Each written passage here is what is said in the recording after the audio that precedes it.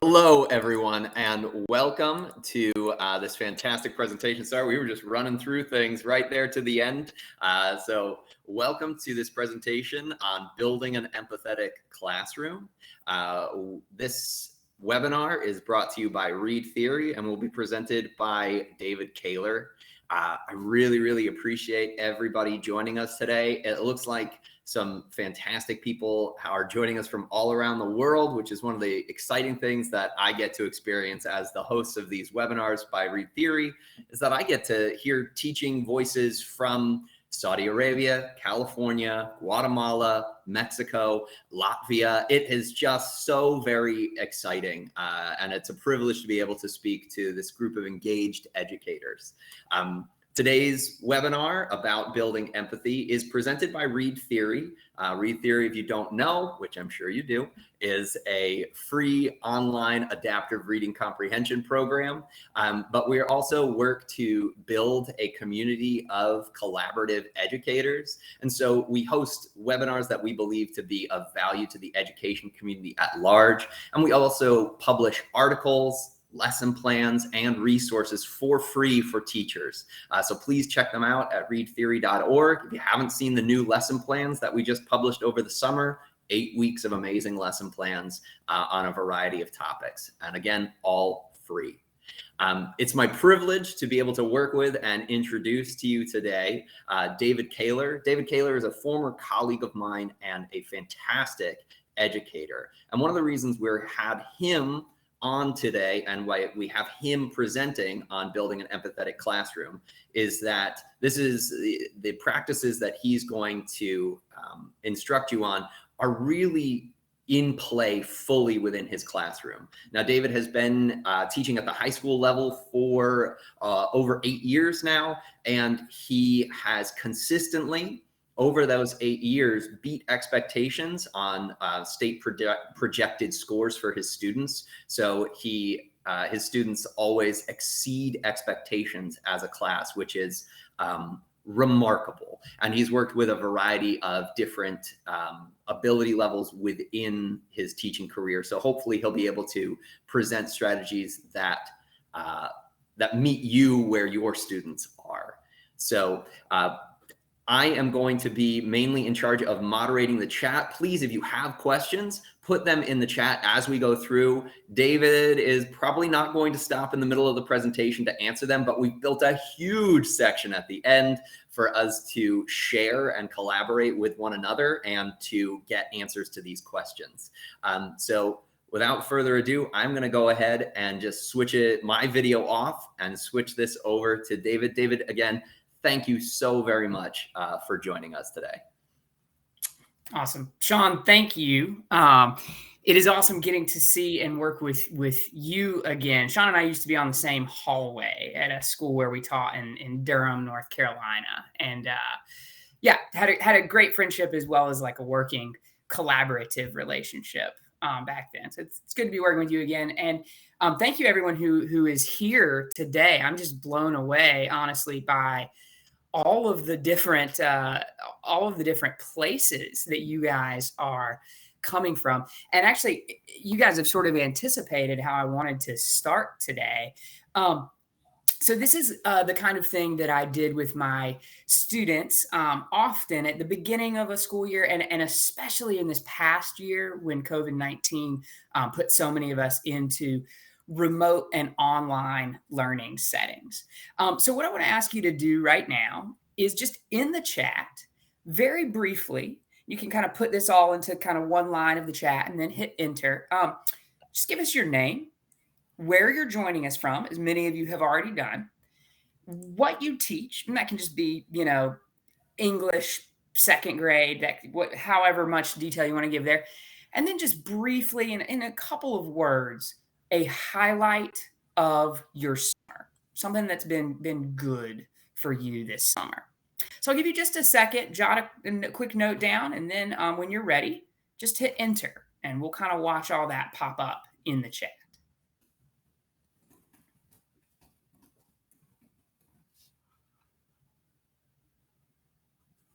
I'm also participating, so Great. I'll pop in there. Wow. Egypt, Spain, California. Cool. Romania. Mm, Getting vaccinated. Yes, I think a lot of us can celebrate that as something that happened this summer. Wow. Cincinnati. Cool. Oh, Hilton Head is an awesome beach. That's kind of near where I am in North Carolina. Hilton Head is just down South Carolina way. Awesome. See somebody celebrating a new grandchild. Grade 10 English. That is what I primarily teach as well. Yeah.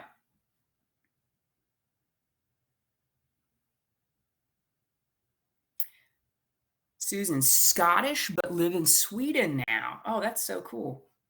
My wife's grandmother and mother are both Scottish.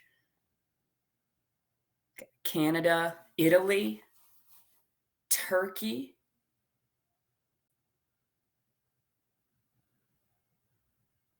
New Jersey, grade 9. Yeah, that's my other. I primarily teach grade 10, and then my secondary is mostly grade 9.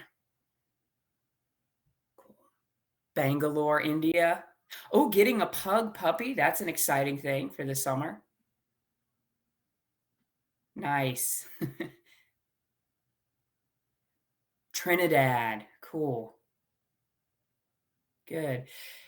Awesome. Well, feel free if you haven't got to throw something in to continue, because we really do want to hear. We want to hear from all of you. I'm really blown away. Sean had told me beforehand, oh, we'll have people from all over. I didn't realize it was going to be this global and diverse. That's awesome. So I want to go ahead and move forward here, and I want to begin by addressing the why of empathy. I'm going to bet that since you're here on this webinar, you already have a pretty strong sense that empathy matters and that empathy does belong in the classroom. But what I want to do just briefly here is I want to give you a framework for thinking about and then maybe being able to talk with others about why empathy really should be a central focus of our classrooms. Not just that we want to be nice as teachers, but even more than that, that one of our primary goals really should be building and developing empathy amongst our students. So I'm going to go over just really quick, kind of 3 primary reasons why I would argue empathy belongs at the center of our classrooms. First, the world needs it. I don't know that I really even have to sell you on this one because I think we're kind of seeing this right now. Sean, if you want to hit next on that slide, I want to just ask you for a second.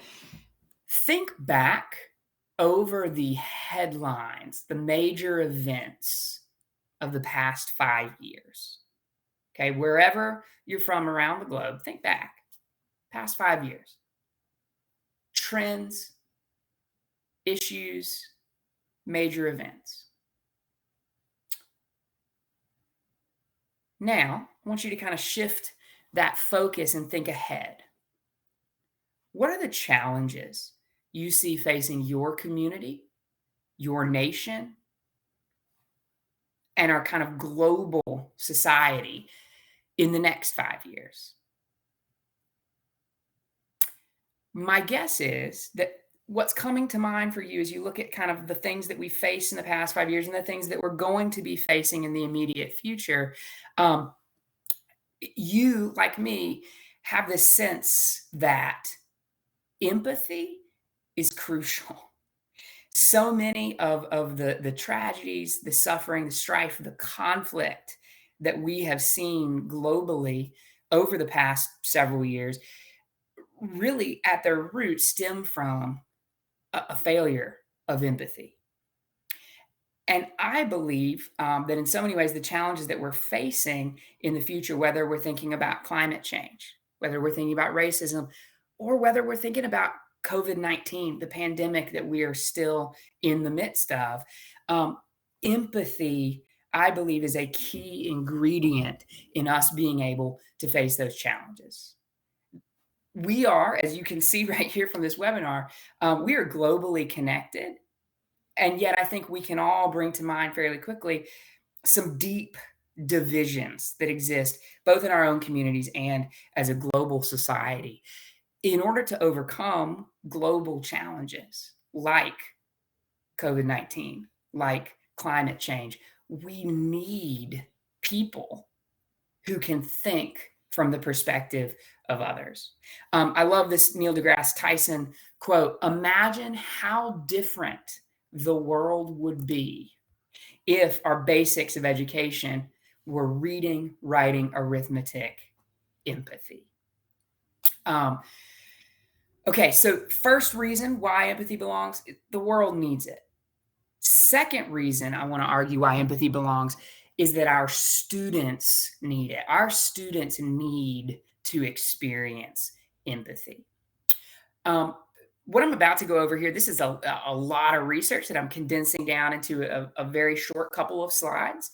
I'm going to ask Sean in some way at some point to kind of share this PowerPoint with you, because there's some links here on the next slide that you may want to pursue more on your own. Many of you might have already encountered this somewhere in your work, but it's something, if you have questions about, I'd be happy to talk about more at the end.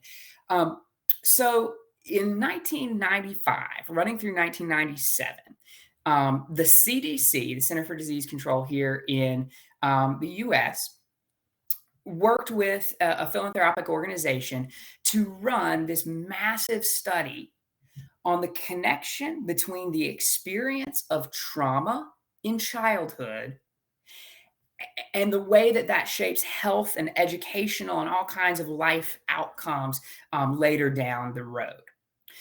And what they found, they named these experiences ACEs, adverse childhood experiences. These included anything from just the experience of poverty to witnessing violence in the community, to witnessing or being abused in the home.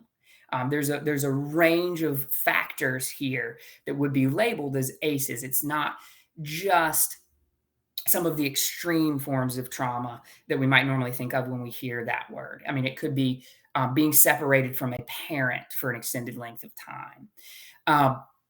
So what these researchers found was that nearly 2/3 of all survey participants had at least one adverse childhood experience. And more than 1 in every 5 experienced 3 or more. Now, Sean, if you'll move to the next slide there, they further found that the more ACEs a person experienced, the greater and the more severe the negative outcomes later in life. You can see listed over there on the side of this slide. Experience of ACEs has been tied to a massive decrease in life expectancy. I've heard one researcher say that something like 7 out of the 10 leading causes of death here in the United States really could be linked to the experience of major childhood stressors. Educational outcomes are massively affected by childhood trauma. There's other research that kind of shows the ways in which that experience of toxic stress at an early age actually changes the way that the brain develops, makes it more difficult for students who have had these experiences to regulate their emotions, to practice good judgment, and really just to learn on a day-to-day basis. It is, as I'm sure all of you know, it is almost impossible to really learn when you're just worried about your safety, when you're worried about what it's going to look like when you're going home tonight, when you're worried about where your next meal is coming from, where a parent might be. I'm sure you guys all have experiences of your own and from your own classrooms of the effect that this can have on students. So there on the side, those are some links that you could go explore further if you want to know a little bit more about this or share a little bit more with some of your own colleagues. But here's the good news, and here's where empathy comes in. These same studies found that one of the biggest protective factors for these ACEs was having caring adults outside the family who could serve as mentors and role models. And that actually those experiences of positive relationships, the experience of empathy from a caring adult, can buffer against and actually work to undo the negative effects of that childhood trauma. So that's kind of our second reason why I'm going to argue empathy belongs at the center of our classroom. Our students need it. If it's true that 2/3 of people have at least one adverse childhood experience, take any group of 3 students in your classroom, 2 of them could massively benefit from the experience of a positive relationship with a caring adult. And last, for us as teachers, this might seem like it should be the first thing, but I put it last because I think that those first two, the world needs it, our students need it, really are what's more important. This is kind of just a bonus. Studies have shown that teaching empathy directly, that students who have participated in some kind of social emotional learning program actually score higher on standardized achievement tests than their peers who did not participate in such programs. These come from studies that have looked at hundreds of thousands of students. And across all of these different studies, those achievement gains were on average between 11 and 17%. So significant difference in students who had direct instruction in empathy. I think that part of what's underpinning those results is the fact that students just simply learn better when they feel safe, and when they feel cared for, when they feel like their needs are being met. And direct instruction in empathy allows us to give students tools to manage their own stress and emotions in a really healthy way. And that just helps our classrooms work better. So that's sort of the why of empathy. What I want to look at now is the how. And this is where I want to sort of spend the bulk of our time today. I'm going to offer a bunch of practices. Some of these I'll get really specific about. Some of them I'll kind of just throw out there, but I really want to invite you, if you have questions about one of these practices, or even a comment, like a way that you have used one of these practices before, that might be helpful for others, really invite you to throw that into the chat. I've gotten so used to, in this past year, teaching on Zoom and seeing my students' faces. I can't see any of your faces right now, but I'd love to see your thoughts continuing here in the chat. So, a set of practices for cultivating empathy. Also, by the way, Sean and I chatted about this earlier, but this webinar software sometimes changes slides. So that really should just be cultivating with a G at the end, not cultivating G empathy. There will be a couple other spots like that. So anyways, I want to talk to you about these kind of five big categories of practices. And I want to start first with what I'm going to call teacher practices.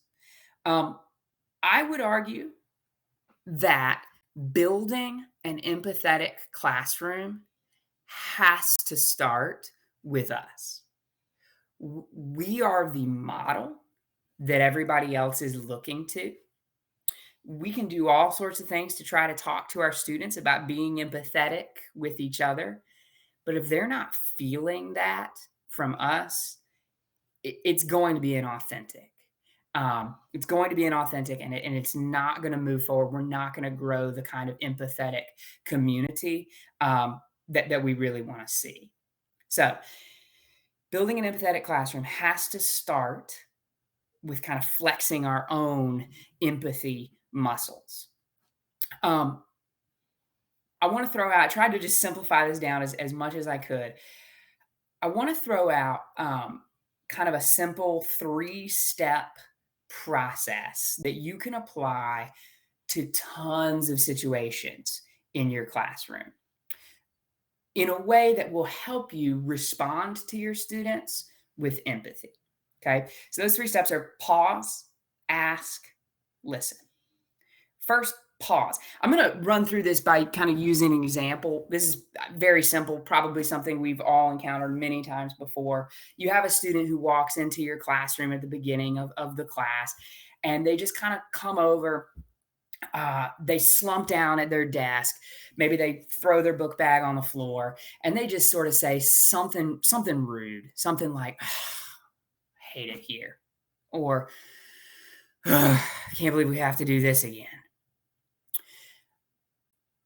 For so many of us, I think we have an innate defensive response when we hear that kind of thing from students. We want to correct them. We want to stop them from setting that negative attitude example for other students, and we might even feel kind of personally hurt by it. Right? It's like, man, I'm up here trying my best to make this a positive experience every day, and here's this kid who just seems to feel like it's a waste of their time, like it's actually torturing them in some way.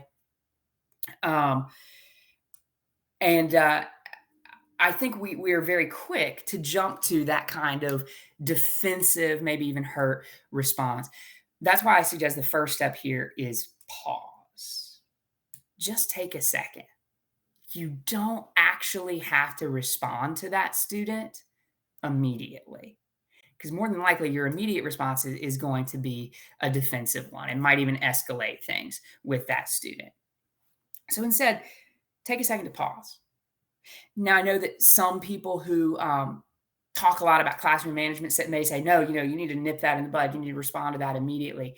But I would actually say that in my experience, there's a lot of power in that pause.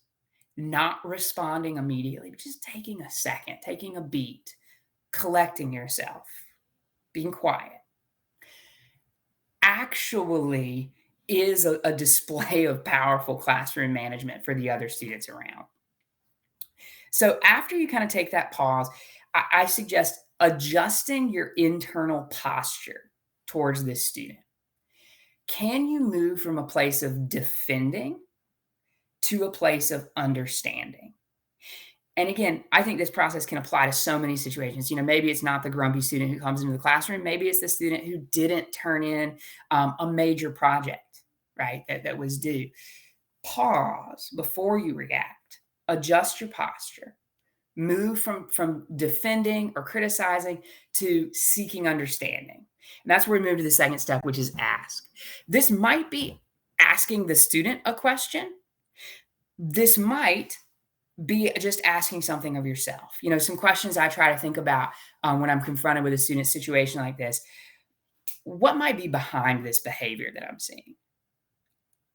What is it that this student really wants right now? What is it that this student really needs right now?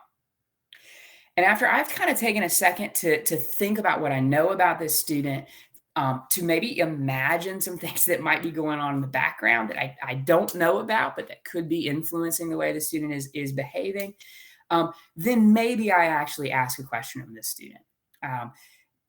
To go back to that student, the grumpy student, head down on the desk, I might just step up quietly beside that student's desk, tap on the desk just lightly and just sort of say, hey, you seem like you're feeling really down today. Is everything okay? Simple question. It's not confrontational. It's not critical. It is just an invitation for the student to kind of reflect on their own feelings. And then if they want to articulate something to us. And then that leads us to kind of the third step here, which is listen. Listening, I think, is the key empathetic action. Letting someone feel heard and seen and valued, I think is kind of the hallmark of empathy. Now, all that I just went through takes time. And you might be in a classroom setting that is a little chaotic, where you're having to do this with lots of students all at once. You may not be able to pause and ask and then listen each and every time. But what I have found for myself is that when I let go a little bit of my own stress about, gosh, I got to keep on pace. I need to make sure I'm getting all my material covered in this short time span. And when I just kind of let there be a little space, let there be a little breathing room in the classroom, I'm much better at being there for my students. I'm much better at being empathetic when I let things go just a little bit slower. So that's kind of a shift in our own inner posture. But that can take work, right? We're not all going to be experts at that right away. And so this next thing that I want to share, inclusive openings. These are as much for the students. So these are as much for us as they are for the students. Okay. Inclusive openings like this give us as teachers a moment at the beginning of class to get a read for our students, to remind ourselves of the human connections that we want to develop with our students, and to kind of ground and center ourselves. It's hard to be patient and empathetic if we internally are feeling chaotic. So inclusive openings, here's what I mean by that. Today's example, where I asked everybody at the beginning to write something down in the chat, that's a very easy inclusive opening that you could use, especially in a remote or an online setting. Just a quick question, very low stakes. There's no right or wrong answer. Everybody can just respond to it really briefly in text. You could do a similar thing in person by having students turn and talk, share with each other. They don't all have to speak up. They could just share with one person around them. Another strategy that I saw a lot of my colleagues use during the COVID-19 pandemic and this time of remote teaching is something called a feelings check-in board. Sean, if you want to go to the next slide here, I've got an example up. So this is light, this is silly. A lot of you have probably seen some things like this floating around on the internet. Very easy to use. You just find a photo grid like this. It could be anything: dogs, sheep, cats. I've seen, versions with cartoon characters or different famous people playing guitar. And you just kind of ask the question of your students, which are you today? Which of these best captures how you're feeling, where you're at today? I want to actually invite you all to answer this right now. You can just use the chat. You don't have to say anything other than a number. You don't have to explain it.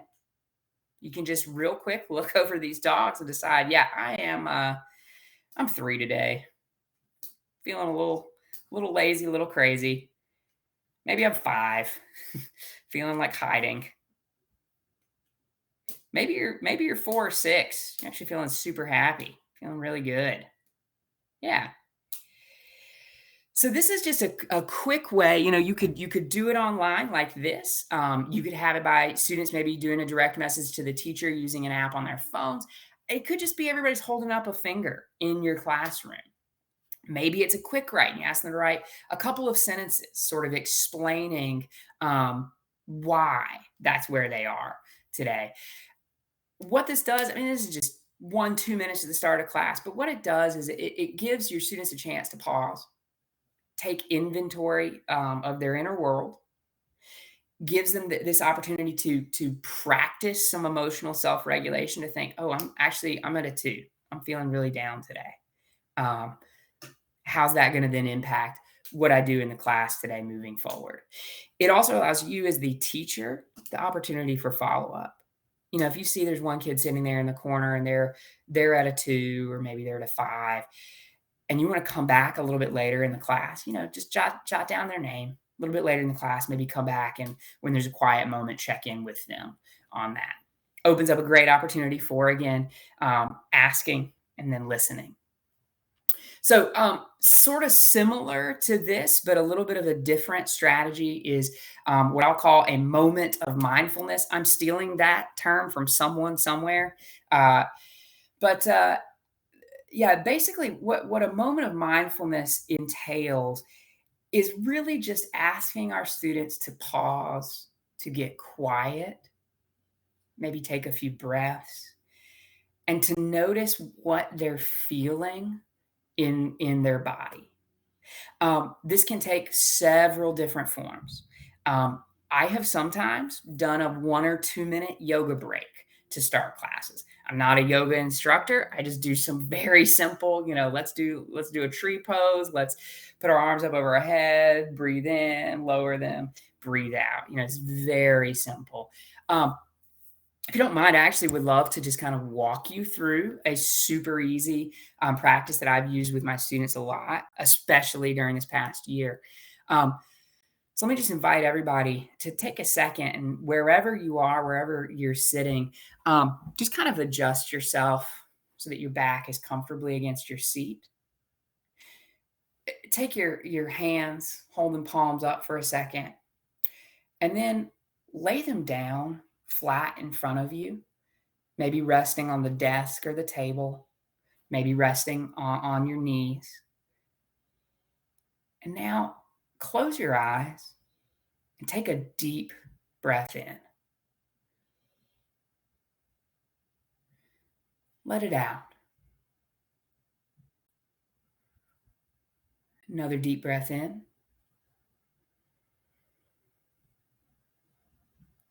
Let it out. Now, keep that pattern of breathing going on your own, and bring your attention to somewhere in your body that feels a little tight. Somewhere in your body where you feel like you're carrying some weight or some stress. Maybe that's in your shoulders, your neck, your back. Just notice that. Take a deep breath in. Let it out. Now, I want to invite you to direct your attention to somewhere in your body that's actually feeling good right now. Maybe it's your feet, flat on the floor. Maybe it's feeling supported with the chair underneath you. Notice that. Appreciate that. Take another deep breath in. Let it out. And gently, when you're ready, open your eyes. So I have done that with students on numerous occasions, and it seems like at first, there might be some giggles. Some students might find it kind of weird. But over and over again, what I found is even in my rowdiest classes, after I've done that 1 or 2 times, the next time I start a class that way, I'll hear students say, "Oh, yes, I love this." Because just taking that second to breathe, to notice, to be aware, does so much to open us up to an awareness of how we're really feeling, to put us in a place where we can better regulate our own emotions. Cool. So let's go to the next one, and I'm going to pick up the pace here just because I want to make sure we get to a lot of your questions here at the end.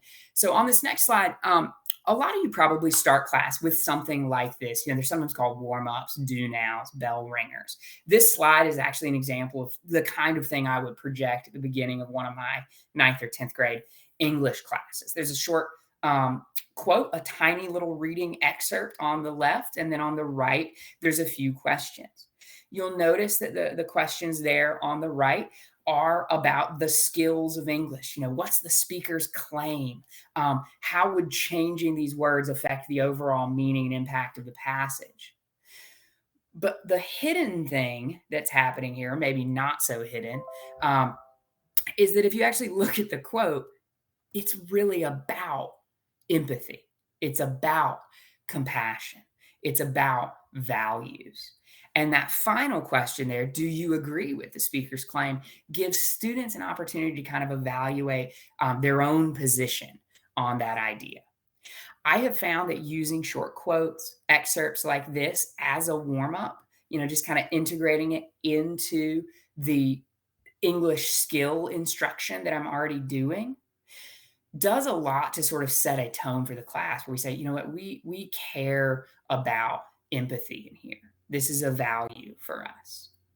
So that leads me to my next point, which is another big kind of category of practices for building empathy in your classroom is what are you doing with your class culture? I'm going to give you a couple of specific examples here that I try to use in my classroom. So when we're doing those inclusive openings, I often give students the opportunity to share out. Sometimes if I've had them kind of pair up and share with one of their students, I know everybody's ready. I'll cold call randomly, maybe have popsicle sticks with students' names on them. I'll often actually let students pull those for each other. So I'll call on somebody, and I have this policy of whenever somebody contributes something, I find a way to make it positive, even if it's the wrong answer. I support that courageous sharing by saying, I love how you went out on a limb and took a chance on that. We're not quite there yet, but you are showing a courageous spirit to keep going for it. And then I invite my students to all actually snap with each other, to snap for that student who contributed something. It's small, it's not as disruptive as applause or a cheer. It is just a small way of saying, hey, we see you, we acknowledge you, we value what you contributed.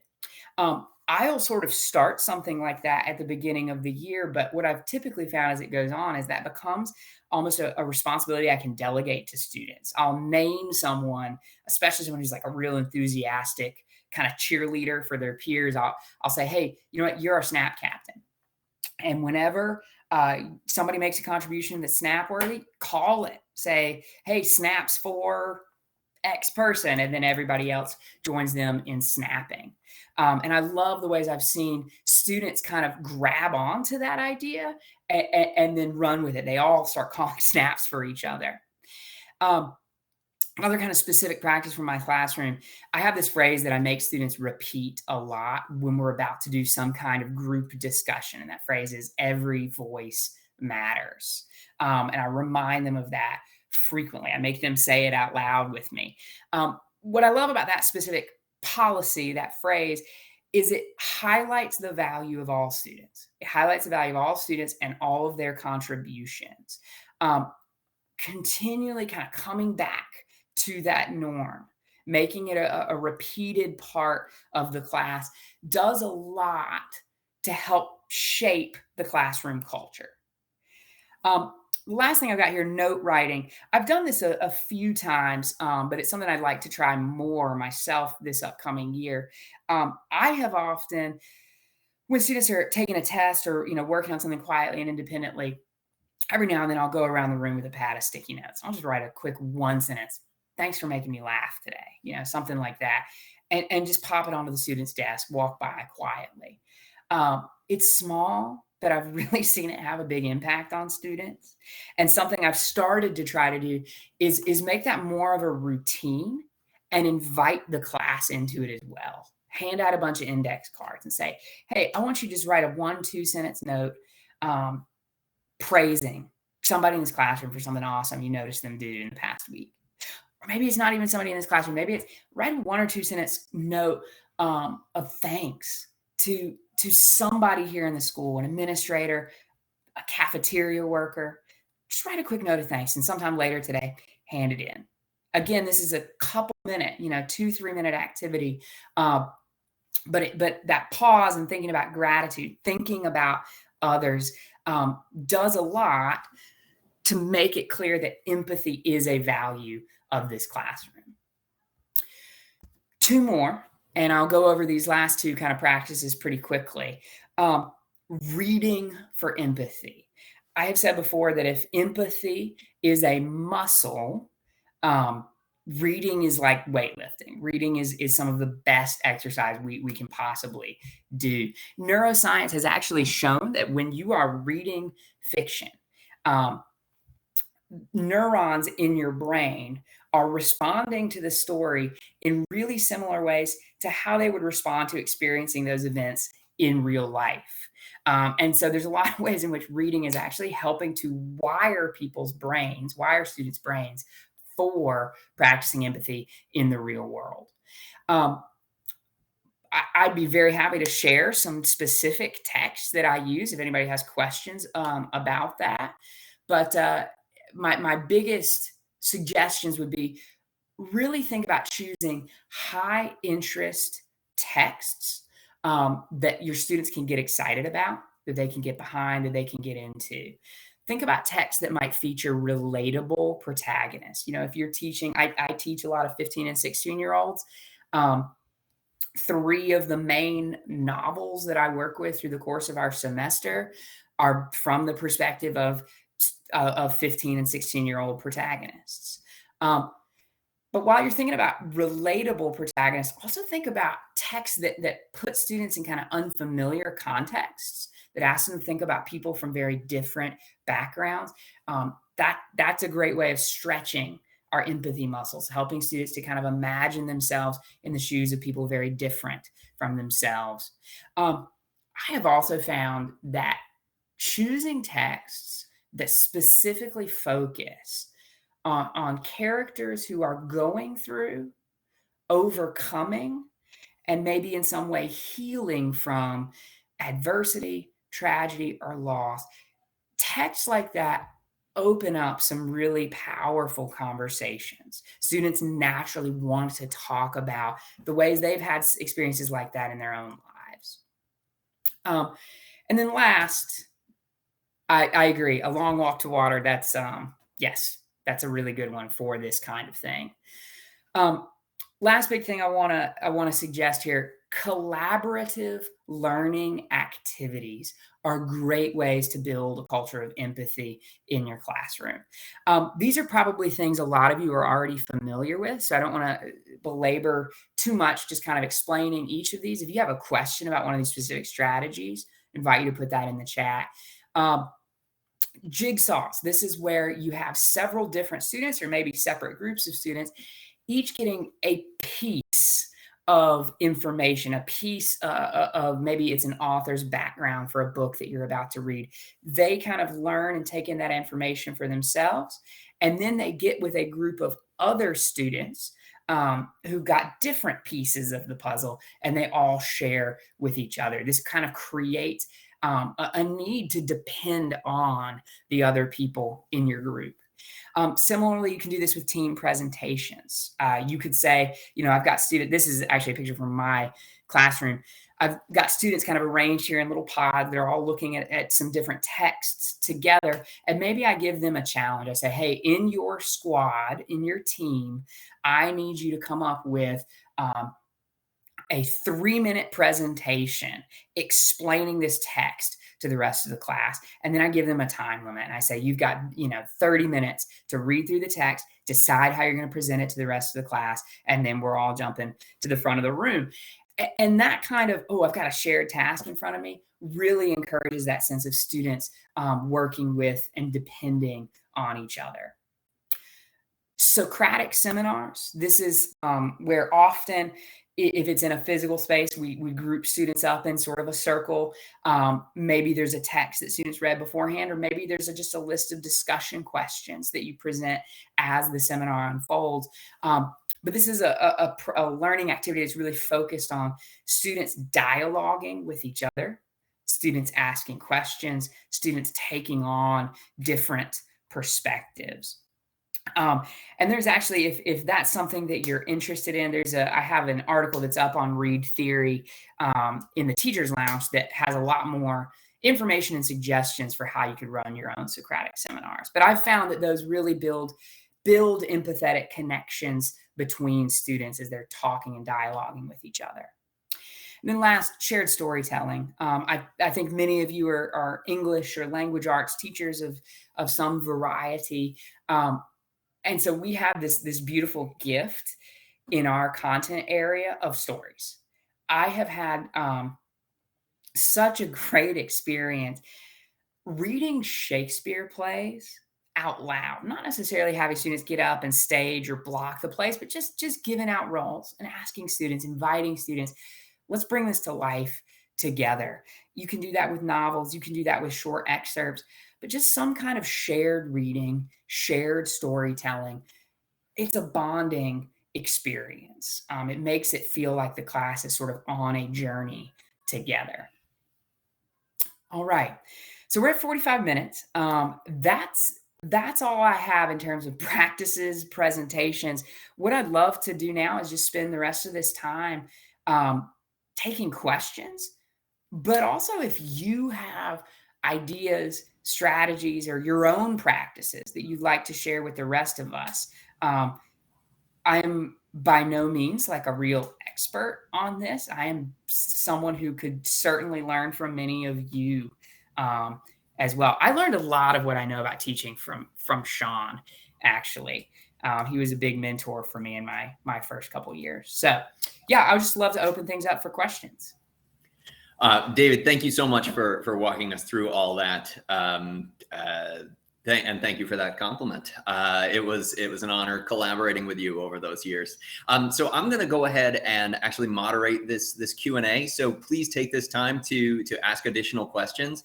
I'm going to read a question. I'm going to give my take if I have one, and then I'll pass it over to David. So our first question was, does empathy in a pedagogical setting entail being a student's friend, or merely being friendly with him or her? And my real take on this is that it's a question of outward appearance versus inward stance.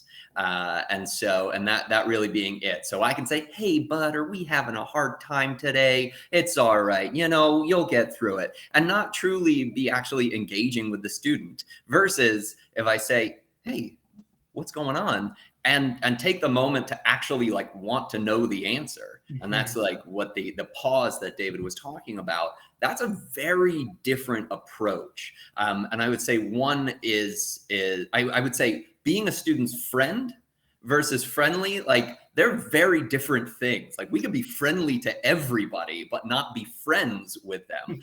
That crosses some sort of line with me of being friends. We're going to hang out after school, but I can be courteous, empathetic, engaged, and interested in the lives of my students without becoming their friends, because that isn't necessarily the role that I want or envision for myself as their teacher. So I would say that question for me was really about stance, inward stance, and intention. Yeah, I would totally agree with everything you said, Sean. Students are going to feel whether you actually care about them or not. They know, they can sense it. And so, yeah, that inward stance, adjusting my posture towards the students, actually wanting to know, are you okay? That shift makes a really big difference. Yeah. Another question we saw is how to adapt a lot of these practices, especially these one-on-one little quick check-ins with a student that seems to be struggling. How do we adapt them to an online setting? For me, I interacted with students via Zoom just really at the beginning of the pandemic for the most part. And Zoom is a digital online chat platform that we all hopefully the world knows about. It came out of nowhere for me. But what I would do is I would use a private message feature to in those in-between spaces where I set a task or a student is reading or something like that, to just give that quick private message, that quick, I noticed, or, hey, I want to check in, or can you hang out for 5 minutes after everybody leaves? And those quick little check-ins allowed the students to become, I actually found that even if they responded with, yeah, I'm fine, they sat up, they felt seen, heard, and validated for their experience. And so finding those quick little moments, if you can right-click private message, can actually, for me, was very useful. Again, totally agree. That's the same thing I did. It's quick private message. It depends on what kind of platform you're using. I realize not everybody is on Zoom. I really got into the practice over the past year and a half of sending very quick emails to students. I used to be like, if I'm going to email, it needs to be like a production, you know. But I noticed sometimes a student, just needed to feel seen or heard. And so if I had their email address from whatever kind of online learning platform we're working with, even while a discussion is going on amongst other students, I could click over on another screen perhaps and just send a quick, hey, just wanted to check in. You doing okay? Question mark, send. And the doing it right away, even if I didn't say very much, seemed to be more impactful than like, oh, I'll have to come follow up on this later, you know, the end of the day, the next day. Yeah. I see in the chat that like that's a cute suggestion, guys, but I've got a classroom on Google Meet with second graders. Like, yeah, great. Private message them. Awesome. And so I would say that along those lines, like even an asynchronous message, even a check-in during the 15-minute break of just hey, I noticed, and do you need as like your sentence starters. Even if that obviously in the moment is best, of course, but asynchronous still can be powerful and will yield benefits later. And I saw that Joseph went ahead and said, yeah, just find time. I know it's a big ask. It's hard. It's especially hard, I think, in online with lower grades. I feel like fortunate because I've mostly been working with upper grades during this time. But yeah, in the lower grades, managing that online classroom, I know can just be very chaotic. So yeah, if it's outside of the time, I'd still, any act of noticing matters. Any act of noticing, acknowledging, I think makes a real difference for students. I think we have a few more really, really nice questions. A question that just came in that I really want to dive into, but I want to try to do these in order. We had some pushback on the yoga saying, we've tried this, or my daughter's class has tried this, and now students are bored with that. And they roll their eyes at the beginning of it. David, I'm sure that this has never happened, but maybe I'll just ask, has a student ever rolled their eyes at you when absolutely. you present this? Yeah? Yeah, Really? of course. And I will say there are some who roll their eyes at it every single time. Then with those students, I mean, and you got to leverage whatever kind of relationship you have with those students. But I remember one student in particular, her name was Anne, and it almost became like a joke, like an inside joke between us that like, I know you hate this. And then she could laugh about it with me, even though she didn't like it. And sometimes I would joke and say, you know what, by the end of the semester, one time you're going to say, you know, that was actually good. But I also would just say, don't do the same thing every time. I think that's really big. I do not do a moment of mindfulness every single day. I do it I just do it when I feel like we might need it. I do it when I feel like I need it. When I need to start class with a little bit of kind of quiet and centering. I don't do one every single day. I mix them in with those inclusive opening practices. And I don't do the same thing. Sometimes maybe it's just, you just read a line from a poem, ask students to close their eyes, say, I want you to really zero in on one word from that stood out to you.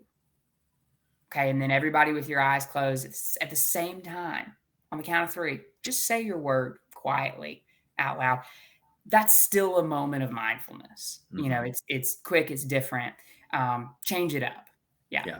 And I also I use that like pause, you know, that like pause. Why is the student bored? Okay. But I can ask that question and use it as a real engagement. Like, why don't you like this? Yeah. Oh, it's the same thing every time. Awesome. You know what? Would you like to be in charge of our next mindfulness moment? And you can tell us what the topic is going to be, what we're going to do in that same, and then like we'll see, because I don't want you to be bored. So can you be my partner with this? Yeah. And to use it as a challenge for those students. That's always what I do with the recalcitrant student. The man, we're doing this again. Why? Just like, all right, you know what? I hear you. Let's develop something better together. Can you come up with an idea? You don't have to do it right now, but like, I'm going to challenge you. And like bringing people into that collaborative mindset can also be really nice. So I see a question here. I'm going to do my best to condense it down. Like, what is the role of parents with regard to this sort of empathy training? Because especially if you have parents whose ideas, their personal beliefs, their beliefs about achievement may be in direct contrast with the empathetic practices that you are trying to instill. I don't have an initial hot take on this one, other than I think empathy is always good. And if it's in contrast with what the parents are giving, I am going to try to empathize with the parents, but I'm also going to not diminish my own empathetic practices because of that contrast. And maybe that's speaking from a place of privilege, and I can own that. But I think the key to us moving forward together as humans involves that extension of ourselves into the other. I'm glad you mentioned privilege, because I recognize my own privileged position in this when I talk about it. I don't want to put a student in a position where they feel like what I'm asking them to think and how I'm asking them to operate in class is in conflict with how their parents are asking them to think and how their parents are asking them to operate in class. I don't want to put a student in that kind of place of tension and inner conflict.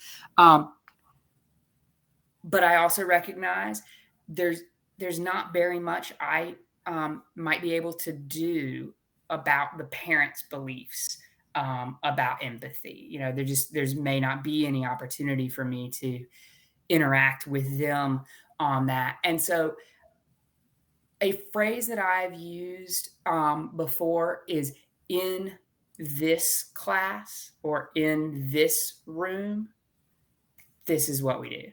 In this class, every voice matters. In this room, we build each other up. We don't need to be in competition with each other. We're going to make something better if we're in collaboration instead. And I think that little bit of like a divide there in this class, this is the culture, this is the norm, can maybe sometimes help students if they're feeling that tension between kind of home and school. And I think, David, that the presentation of that phrase really matters, right? It's not you're not snapping your finger across your face. In this class, that's not what we're doing. Instead, we're saying, that is an interesting perspective, and owning the separation and saying, totally. For me, and what I think is important in this room, in this space, is. And on that note, I think using I feel, I think, I need statements, just going ahead and owning, like, you're a human being with your own values and opinions, and I confess up to that, is also a really good way to kind of frame that. Yeah. So the last question, I really like this question, is like, these are really good suggestions, but also there are school rules and there are boundaries and there are lines that can't be crossed. Yeah. And something that David and I have definitely used within our own in collaborating as educators before is, like, number one, school rules are important, but and I am a stickler for following them. I don't care if the other teacher says you can have your cell phone out. The school rule is you can't have your cell phone out. I respect the person who set that rule, and so I am going to uphold that rule. It's just how in this classroom, you know, but on the other side of this is the ability to set up structures within your class that are de-escalatory instead of escalatory. And so I'm not sure what it is like in everyone's classroom, but pushing the button is the phrase for like calling the office, picking up the phone, the ultimate, I'm bringing in the big, the big person up there to come and deal with you. And like, for me, anything I can do to prevent that from happening, as far as setting up clear structures for preventing that, and these are consistent, these are applied equally to each student, that's what I'm focusing on. And so at the elementary level, I had a cool down chair, and it was very simple. You have crossed a line, but I believe in you. You're going to spend 5 minutes in the cool down chair. And this is a spot in the back of the room where you are just able to, like, there's a timer there. Set your 5 minutes. I still want you in this room. I still want you hearing what we're doing and participating. You can raise your hand and participate in the cool down chair. Then beyond that, if you've been to the cool down chair, my next process is you get bounced. You get bounced, you get transitioned to another classroom with a clear empathy-based assignment for returning, a reflection sheet. Now, I have tried many different versions of these where it's like, why did I get bounced, or da-da-da-da-da. I have actually found the least amount of success when I ask students to reflect in that moment on why they were removed from my classroom. And so instead, I have found sharing something about themselves to be a way for them to transition. They're still thinking, they're writing, they're engaging with an assignment. And if they do that, as soon as they've completed that, they're welcomed back. And so the setting up these practices for avoiding this larger escalation to, you can't come into my room for the rest of today, I think is how I've found the most success in my classroom. David, I want you to answer this question, but we are at 2 minutes over time right now. And so please answer this question, and then I'll thank everybody for coming. Yeah, I'm going to just echo, that's the same type of process I use. And I would also just say that you can still have an empathetic posture towards a student while upholding a rule. One of my other teacher mentors kind of said once to me, some of these school policies, you should treat them just like they're like gravity. If you throw something in the air, it will fall down. If you get your cell phone out during class and start texting someone, there is this consequence. But I can separate my caring for you a little bit from that. This is just a natural consequence of what happens, Yeah. So I think kind of that internal shift, that shift in posture of, hey, I want to understand where this is coming from. I still see good in you. I still believe in you. That's huge. Yeah. Yeah. And more questions may pop up. So, we understand, keep this going. One other, that's it. We have one additional webinar in our summer series that is about like the nuts and bolts of ReadTheory. So if you are using ReadTheory in your classroom for the first time, please check that out. That is next Tuesday. And registration links were sent to your email. Thank you, everybody, for joining us, and thank you, David, for your kind and compassionate voice with regards to your students and for your practice in your classroom. We really appreciate you and your thoughtfulness in coming and speaking with us today. So it was awesome.